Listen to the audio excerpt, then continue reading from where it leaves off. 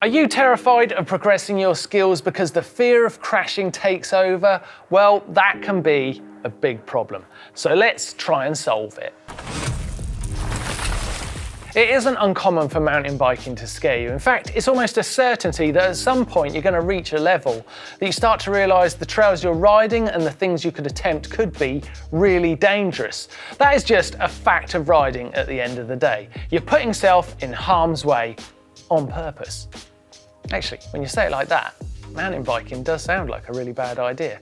However, putting yourself in harm's way is really the only way to progress. So let's face your fears and get you en route to a level up in bike riding skills. First things first, literally. Sometimes it's easy to imagine how big a drop or how long a jump you could do. Once you've learnt it, that is. Now, although this visualization could, in one sense, be great motivation, it could also be a scary thought about something you can't actually do yet. So try to think about the small improvements and the smaller versions of the moves and riding that seem within reach. It all has to feel within your capabilities. Visualize, yes, but most importantly, it needs to feel exciting and within reach, not terrifying. This seems so obvious and a no-brainer, but I'm emphasising something more than just wearing a helmet. When I say pad up, I really mean it. Go on full bore with it. Shin guards, knee pads, gloves, elbow pads, neck collar, shoulder and back protection too. Throw the kitchen sink and keep yourself safe as you try to progress. Put that armour on. Once you have that armour on, you'll have something of a superhero feeling about you. This stuff really works, and it works when your skills have let you down.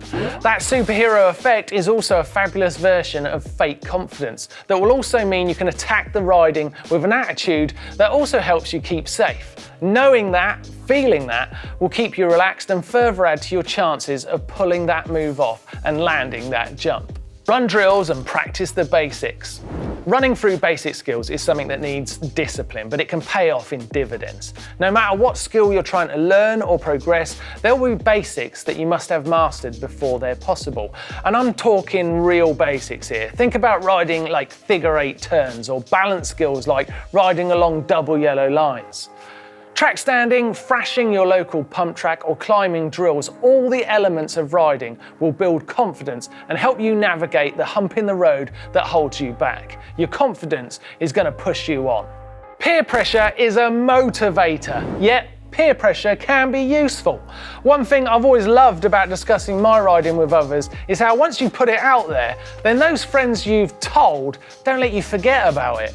Now that can be helpful and pressure is always nudging you along.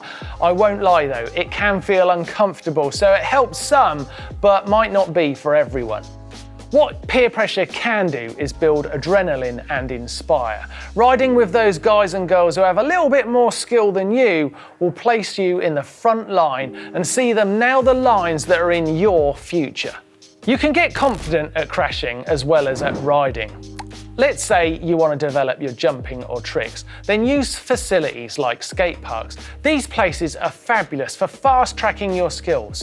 One of the biggest advances in the training process of extreme sports athletes over the last 20 or 30 years has been the prevalence of foam pits and airbags. These jump facilities have been extensively used by the professionals for many years, but these days they're also a really fun and accessible facility for all. So hunt down your nearest and go and take the plunge. You'll be amazed at the progress and confidence you gain by crashing and experimenting with a degree of safety. I say a degree of safety, you can still get hurt. Follow me in, bro!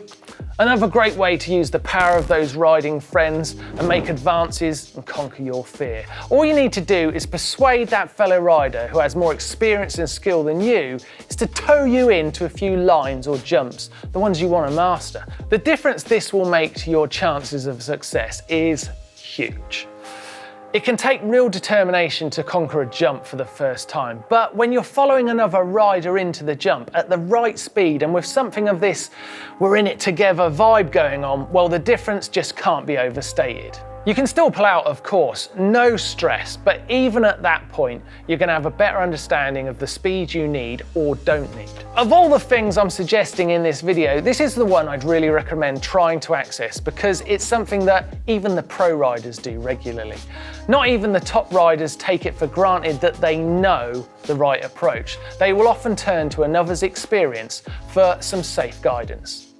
What do you think? Have I helped solve the fear factor problem for you? Let me know in the comment section down below. Maybe there are some suggestions you'd like to add down there that could help a fellow viewer or rider who's struggling with this problem. If so, add that comment so they can learn even more from this video.